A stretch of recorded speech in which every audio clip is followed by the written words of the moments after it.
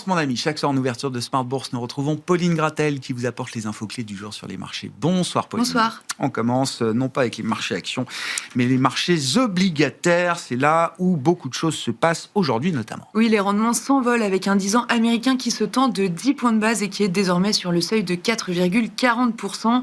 Toute la courbe de 2 à 30 ans se tend aussi d'une dizaine de points de base environ. Le rendement allemand à 10 ans de son côté bondit au-delà de 3%, au plus haut depuis 2011.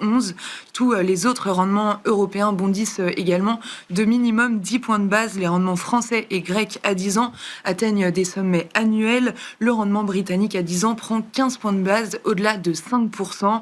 Sur le marché des changes, le dollar reste ferme avec un euro-dollar autour de 1,1530. Les craintes sur l'inflation que le conflit va engendrer se font encore plus présentes. Le marché table désormais sur 3 hausses de taux de la BCE et une hausse de taux de la Fed d'ici la fin d'année. Effectivement, des anticipations qui ont drastiquement été modifiées, notamment au terme de cette semaine qui était marquée par de nombreuses prises de parole de banques centrales. Où en est-on de la situation géopolitique? Quels sont les derniers développements dans le Golfe, Pauline? Selon Axios, les États-Unis envisagent d'occuper l'île iranienne de Karg sans décision arrêtée. Le Wall Street Journal rapporte que les États-Unis sont prêts à envoyer des milliers de marines supplémentaires sur place. Au Koweït, une raffinerie clé a été partiellement fermée face aux attaques iraniennes. Malgré des signes d'accalmie ce matin et le soutien réaffirmé de plusieurs pays à la sécurité de la navigation dans le détroit d'Ormuz, dont la France, les tensions ont brutalement repris avec 16 navires iraniens frappés dans un port du Golfe. Le détroit d'Ormuz reste impraticable. Oui, effectivement, avec des questions sur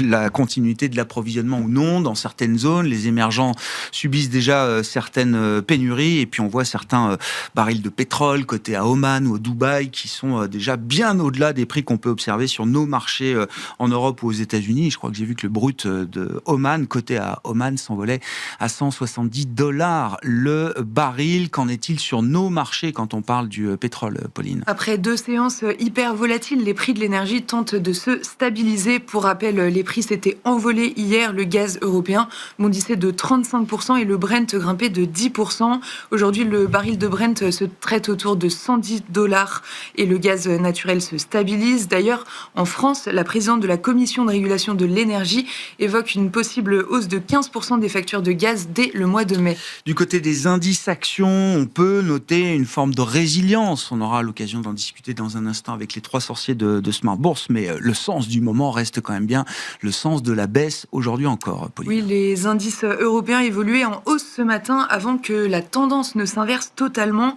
En France, par exemple, le CAC 40 gagnait près de 1% ce matin avant de faire demi-tour pour perdre 1,5% et évoluer autour de 7700 points dans le sillage des indices américains qui ont pris le chemin de la baisse avec un Nasdaq en chute de plus de 1% dans les premiers échanges, pénalisé par Supermicro, on y revient, et par la situation au Moyen-Orient. L'indice VIX de la volatilité s'envole de 10% au-delà de 25. Bon, quelles sont les performances qu'on peut observer sur un mois en cette journée d'échéance trimestrielle sur les marchés, Pauline? Oui, c'est la séance des 4 sorcières aujourd'hui. Plusieurs produits dérivés sont donc arrivés à expiration. L'occasion de faire un bilan mensuel qui coïncide presque avec le début du conflit. Sur un mois concernant l'Europe, le Stoxx 600 et le CAC 40 perdent 9%. Le DAX allemand plonge de plus de 10%. L'IBEX et le FTSE de 7%. Aux États-Unis, le Dow Jones perd 8%. Le S&P 500 et le Nasdaq environ 5%. En Asie, le Nikkei recule de 7% et le Hang Seng de 5%. Enfin, le MSCI World perd environ 5%. Et donc, vous le disiez, mauvaise pioche pour Supermicro aux États-Unis, dont le titre s'effondre. Oui, le titre plonge de 30% dans les premiers échanges à Wall Street. Les États-Unis ont inculpé 3 personnes de l'entreprise, dont le cofondateur, pour contrebande de puces Nvidia, notamment vers la Chine. Ils auraient envoyé illégalement 2,5 milliards de dollars de puces. Le plongeon du jour a effacé environ 5 milliards de dollars de capitalisation boursière de Supermicro. Quel sera le programme ou quels seront les temps forts à l'agenda la semaine prochaine pour les investisseurs, Pauline? On attend la semaine prochaine toute une série de PMI préliminaires pour le mois de mars, que ce soit en zone euro ou aux États-Unis. Et on sera également attentif à l'indice IFO allemand du mois de mars et à l'inflation britannique de février. Tendance, mon ami. Chaque soir, Pauline Gratel est à nos côtés et vous apporte les infos clés du jour sur les marchés.